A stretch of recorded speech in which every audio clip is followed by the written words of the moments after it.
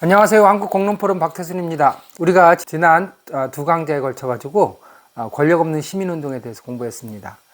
결국 다양한 활동이 있었지만 시민 권력을 어떻게 형성할 것인지에 대한 문제의식은 약한 반면에 국가를 향한 요구는 강해서 결국은 권력 상층부의 권력 이동 정도로 끝나고 결국은 시민들의 삶은 나아지지 않았다, 이렇게 말씀드릴 수가 있을 것 같습니다. 이번 시간에는 드디어 권력이라는 게 도대체 뭐냐 라고 하는 것에 대해서 간단하게 공부를 좀 하겠습니다. 사실은 뭐 권력 개념 자체가 정치학에 굉장히 중요한 연구 주제라고 얘기합니다.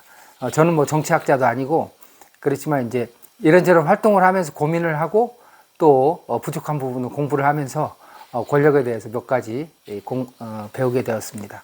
권력의 개념을 좀 살펴보고 그런 관점에서 볼 때 우리는 제대로 권력을 이해하고 있는지 이렇게 성찰하는 시간이 되었으면 좋겠습니다.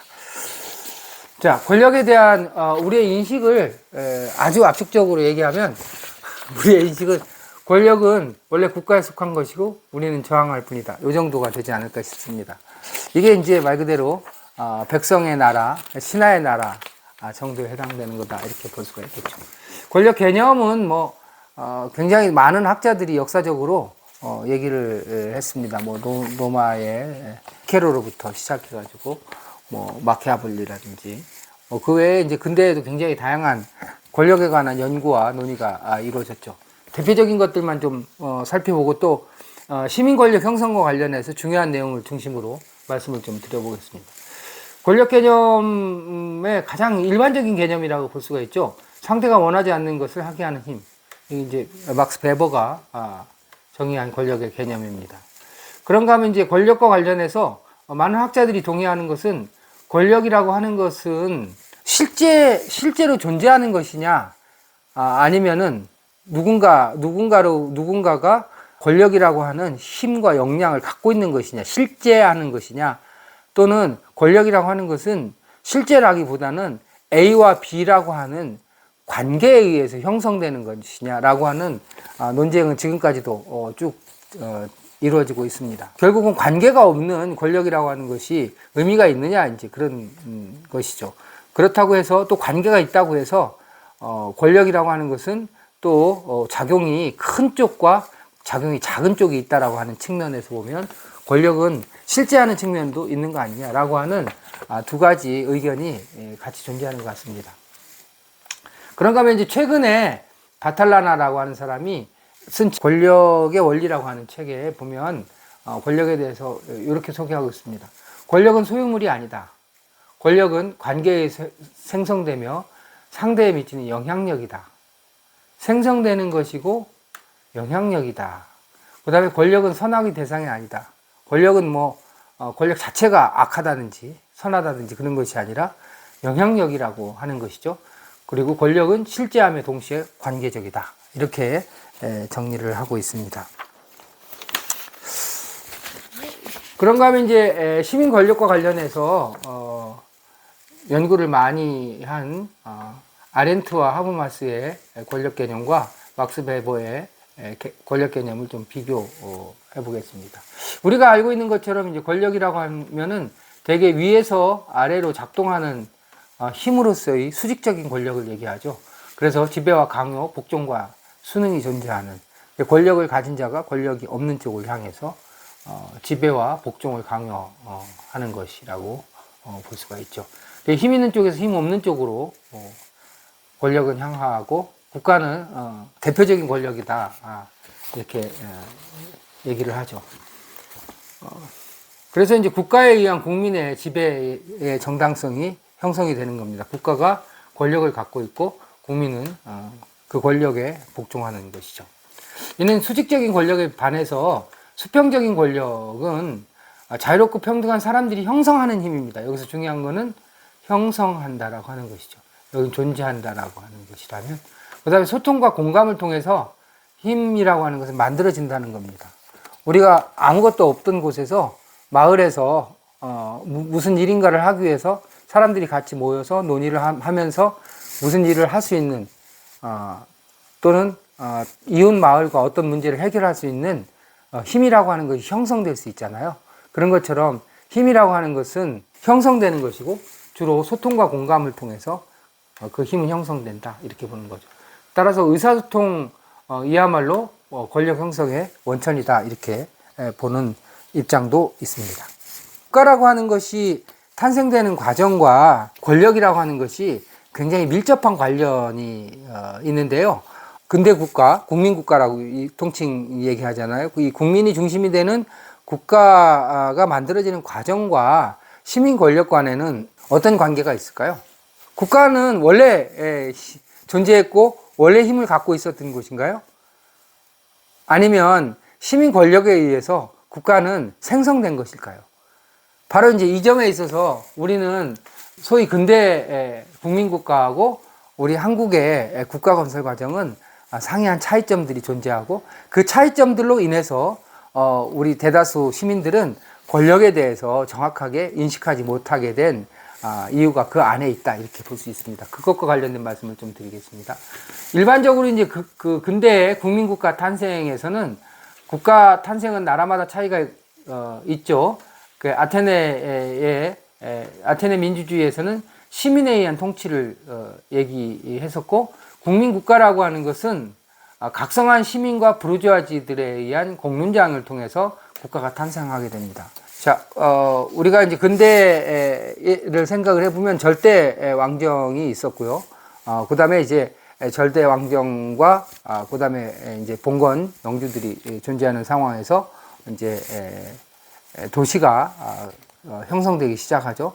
그리고 그 도시에는 상인들이 중심을 이루고 있죠. 그런가 하면 이제 뭐 루소라든지 뭐 볼테르라든지 이렇게 계몽 사상가들이 출연을 하면서 이 계몽 사상가들과 시민들이 결합해서 결국은 이제 근대 국가라고 하는 것을 형성하게 되는 이제 원천이 되는데요. 결국 그 시민들이 함께 모여서 논의를 하는 과정에서 제일 처음에는 뭐 소위 말하는 예술품이라든지 이런 것들을 중심으로 논의를 시작해서 소위 문해 공론장이라고 얘기하죠. 그 공론장이 발달하면서 이제 정치 공론장으로 발전을 한다고 얘기를 하잖아요. 그런 내용을 이제 주로 이제 대표적으로 얘기하는 사람이 하버마스고요. 부르주아 공론장에 대한 논문을 써서 공론장 이론을 형성하는데 중요한 역할을 한 사람이라고 학자라고 볼 수가 있는데 어쨌든 근대 국가 형성에 있어서는 이 각성한 시민과 부르주아지들에 의한 공론장이 국민국가 탄생에 있어서 대단히 중요한 역할을 했다고 보는 겁니다. 이 각성한 시민과 부르주아지들에 의해서 시민사회라고 하는 것이 형성이 되고 이 시민사회 내에서의 공론장이 활성화되면서 결국은 기존의 구질서를 무너뜨리는 힘을 형성하게 됐다라고 하는 것입니다. 그래서 이 사람들이 이제 부르주아지들이 근대 국가의 주체가 되는 거죠. 그러면서 이제 혁명을 통해서 시민의 뜻과 의지를 제도로 만들게 되고 그 제도가 결국은 국가의 초석이 될 수 있는 헌법을 구성하게 되는 겁니다. 잘 아시는 것처럼 프랑스 대혁명이 1789년에 일어나게 됐잖아요. 그거는 뭐 명백하게 부르주아지들과 그 다음에 당시의 인텔리들, 계몽 사상가들이 결합해서 로베스피에르라든지 당통이라든가 이런 사람들 잘 기억하시죠? 그런 사람들이 같이 결합해서 프랑스 혁명을 만들어내고, 그 다음에 이제 프랑스 혁명을 통해서 권리 선언을 그 해에 만들어내게 되죠. 그러니까 프랑스 혁명의 정신을 인권 선언에 담아서 그 내용을 공표하게 되죠. 그런 다음에 이제 1791년 2년 뒤에 그 인권 선언의 핵심적인 내용을 그대로 담아서 헌법이 만들어지게 되는 거죠. 다시 말하면 시민에 의해서 공론장이 형성되고 시민사회가 형성되면서 그 힘으로 혁명이 발생하고 혁명에서 나온 내용을 중심으로 헌법이 만들어지게 되죠. 헌법이 먼저 만들어지나요? 국가가 먼저 만들어지나요? 헌법이 만들어져야지 그 헌법에 근거해서 국가가 만들어지는 거죠. 그래서 이제 제헌헌법이라고 얘기하잖아요. 국가를 만들기 위한 헌법이 구성이 되는 거죠. 그렇게 해서 이제 국가, 근대 국가라고 하는 것이 만들어지게 되고, 그 헌법에 의해서 국민의 총의가 모여서 헌법이 제정이 되고, 그 헌법에 의해서 국가가 만들어진 다음에 그 국가가 역할을 제대로 수행하기 위해서 행정이라고 하는 것을 구성하게 되죠. 이렇게 되는데, 우리 경우는 어땠나요? 우리 경우는 이런 일련의 과정을 제대로 밟았다고 볼 수가 없습니다. 우리의 경우에 조선 말에 새로운 사상, 서구 사상이 들어오면서 새로운 개혁 사상이 출현을 하게 되고 다양한 집단들이 형성이 되기 시작합니다. 뭐 독립협회라든지 만민공동회라든가 뭐 이런 것들 여러분들 들어본 적 있을 거예요. 그런데 이제 이게 일제 침략으로 막을 내리게 되죠. 그런 다음에 이제 우리나라 같은 경우에는 제국주의 전쟁 승리에 의해서 갑자기 이제 해방이 찾아오게 되고, 그 다음에 1948년 5월 달에 뭐가 있죠? 국회의원 선거가 있죠. 사단법인 같은 거 만들려고 해도 제일 처음에 뭐가 필요해요? 정당이나 이런 거 만들 때도 발기인이 필요하잖아요. 그러니까 이제 재헌의원이라고 하는 것은 발기인에 해당된다고 볼 수가 있어요. 그래서 50 선거가 있었죠. 1948년 5월 달에. 그 다음에 이제 그 50 선거에 기반해서 국회의원이 이제 선출이 되고, 그 다음에 국회의원들이 이제 중심이 돼서 헌법을 만들기 시작합니다. 그래서 유진호 박사를 중심으로 해서 헌법 초안이 구성이 되고, 그것을 이제 6월 달과 7월 초에 걸쳐 가지고 헌법에 대한 검토 과정을 거치게 되죠. 그러면서 이제 뭐 인민으로 할 것이냐, 뭐 국민으로 할 것이냐를 비롯해서 뭐 대통령제로 할 것이냐, 내각제로 할 것이냐, 뭐 기타 등등 다양한 이제 논의가 일어나게 되잖아요. 그러면서 언제 헌법이 만들어지나요? 7월 달에 7월 17일 제헌절이 이제 헌법이 제정된 날이에요. 제정된 헌법에 의해서 8월 달에 국가가 만들어지는 거죠. 그러니까 5월 달에 발기한 다음에 그 다음에 7월 달에 헌법이 만들어지고 8월 달에 이제 국가가 만들어지게 되는 거예요. 그렇게 총알같이 이렇게 국가가 만들어지는 것은 당시에 2차 세계대전에서 같이 싸웠던 미국과 소련이 이렇게 냉전 체제가 구축이 되면서 거리가 멀어지고, 따라서 국제적인 정치 질서의 변화 때문에 건국 과정을 굉장히 서두르게 되는 이런 측면도 있긴 했지만, 어쨌든 우리는 당시에 인텔리들에 의해서 헌법이 만들어지게 된 것이죠. 그 헌법 안에 시민 권력이라고 하는 것이 강력하게 배어 있어서 그것을 혁명을 통해 가지고 헌법이 만들어지는 이런 일련의 과정을 우리는 밟았다고 보기가 굉장히 어렵다, 이렇게 볼 수가 있습니다. 그러다 보니까 국가가 먼저 존재한 거죠. 그리고 국가가 먼저 존재하고 사람들은 어느 날 갑자기 국민이 된 거예요. 주민등록번호가 찍혀 있는 사람들로 구성이 된 것이죠. 그래서 사실은 주민등록번호가 아니라 국민등록번호가 맞는 말일 것 같은데, 어쨌든 그렇게 해서 어느 날 갑자기 국민이 됐고, 시민 권력 없이 국가가 탄생을 했다라고 볼 수가 있죠. 그래서 국가만이 권력과 통치의 주체가 되고 국민은 통치 대상이 되는, 그래서 국민주권이라기보다는 정확하게 말하면 국가주권인 상태에서 대한민국이라고 하는 나라가 출발을 했다, 이렇게 볼 수가 있습니다. 이러다 보니까 이제 4.19라든지 6.25항쟁 등에서 독재 정권을 타도한다든지 권력 구체를 하지만 국민 스스로 자신이 권력의 담지자, 주권자, 시민 권력의 주체라고 하는 인식은 굉장히 약한 상태에서 국가를 향한 저항운동이나 국가를 향한 요구나 이런 것을 그런 정도에 머무르게 되는 거죠.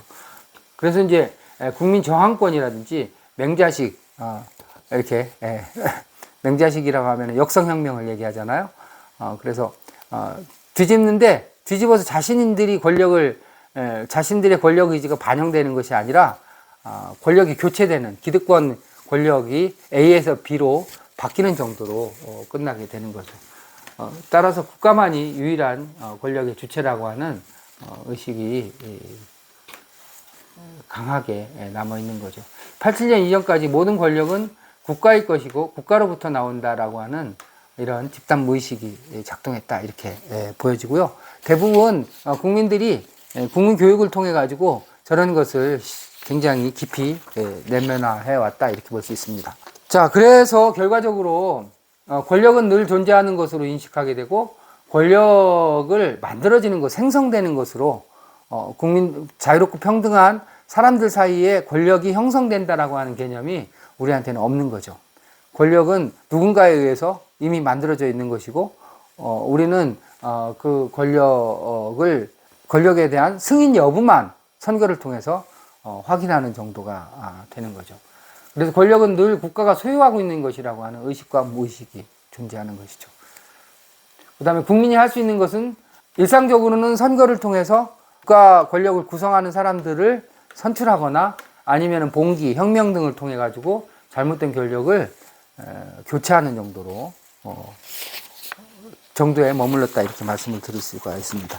따라서 권력에 대한 인식이 전면적으로 전환될 필요가 있습니다. 권력 관계에 대한 그 발상의 전환이 필요한데요. 한 국가 내에는 국가 권력만이 존재하는 것이 아니죠. 그렇죠? 시장 권력도 있고 시민 권력도 있을 수 있고 다양한 권력들이 존재할 수 있습니다. 또 각 작은 공간에서는 학교 권력도 있고 유치원 권력도 있고 가정에서도 권력 작용이 일어나잖아요. 권력이라고 하는 것은 상호 경합하고 또는 협력하면서 끊임없이 새로운 권력 지형을 만들어내는 것이죠. 권력은 고정된 것도 아니고 누군가가 일방적으로 소유하고 영원히 소유하고 있는 것이 아니잖아요.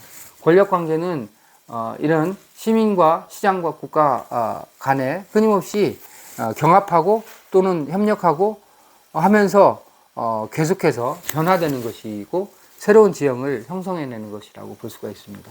그런 측면에서 우리의 경우에는 국가 권력이 절대적인 우위의 시대로부터 이제 시장 권력이 우위인 시대로 서서히 변화되고 있다 이렇게 국가 권력이 상대화되는 시대를 경험하고 있다 이렇게 볼 수 있습니다. 국가 권력이 상대화되면서 국가에 의한 복지라고 하는 것이 점점 약화될 가능성 때문에 우려를 하는 거죠. 그 다음에 이제 시민 권력의 주체는 시민이라고 하는 것을 너무나도 어떻게 보면 동어반복 같지만 깊이 인식할 필요가 있습니다. 시민에 의해서 시민 권력은 자동적으로 주어지는 게 아니라 시민이 시민 권력을 형성해야지 되는 것이죠. 시민 권력은 국가나 시장을 상대로 시민이 행사하는 영향력이라고 볼 수가 있고 시장 권력은 자본이 만들고 국가 권력은 대의제와 관료제를 통해서 만듭니다. 국가가 시민 권력을 만들어주지 않죠. 오히려 국가는 시민 권력이 형성되는 것을 굉장히 두려워하거나 좋게 생각하지 않죠.